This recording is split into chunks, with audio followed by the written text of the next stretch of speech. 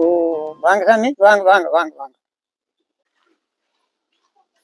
ஒரு நிமிஷம் பாருங்க சாமி, நம்ம மாட்டை கட்டிட்டு வரேன்.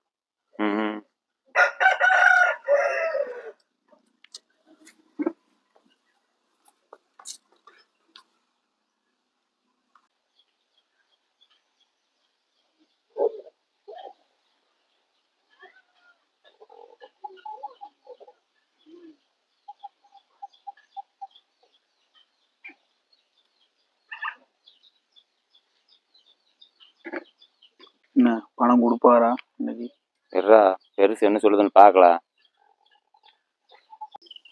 சொல்லுங்க சாமி. யோ பெருசு, பொண்ணு கல்யாணத்துக்கு 2 லட்சம் ரூபாய் பணம் வாங்கி 8 மாசம் ஆகி போச்சு. இன்னி 10 நாள்ல பொண்ணே வளகாப்புக்கு வந்துருவா பழகுது. எனக்கு அசலைங்கானா வட்டிங்கானா பணத்தை எப்பயா தருவ? ஒரு சாமி ஒரு 2 மாசத்துல எப்படியே தந்துடுறேன். ஆமா, இந்த பக்கம் ஒரு 50 ஏக்கரா கரும்பு போட்டுக்கிற, இந்த பக்கம் ஒரு 50 ஏக்கரா நெல்லு போட்டுக்கிற, அப்படியே அறுத்து கொடுத்துருவீங்களோ? 2 மாசம் எப்படியா தருவ? அதே அடமானம் வச்சுனாலும் எப்படியே தந்துடுறேன். யோ, ஆட்டுத்தலையும் கூட கடையில 500 ரூபாய் விலைக்கு போகுது. ஊந்தலை யாரையா வாங்குவா?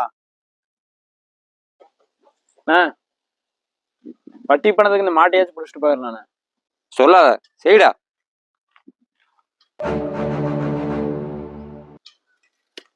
சாமி, ஏதோ அரைப்படி காப்படி கறந்து கஞ்சி குடிச்சிட்டு இருக்கிறேன்.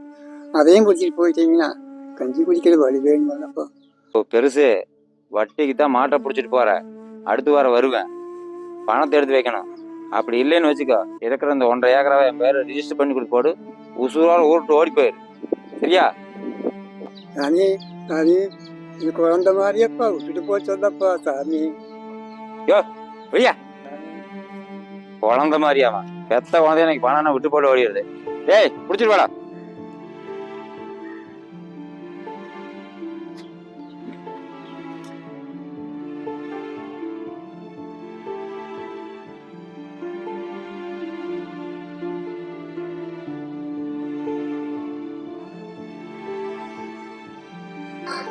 இன்னைக்கு இந்த மாடும் போய் நாளைக்கு இந்த காடும் நீட்டு போகும். நமக்குன்னே ஒண்ணுமே இல்லையா? நான் என்ன ஓட இருக்கிறேன்.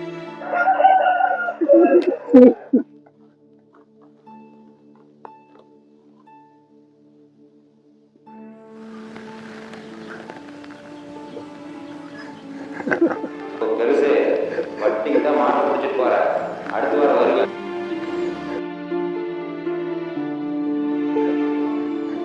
இத்தனை நான் உருவாக்கி வச்சுட்டு இது குறித்து சாகருக்குத்தானா?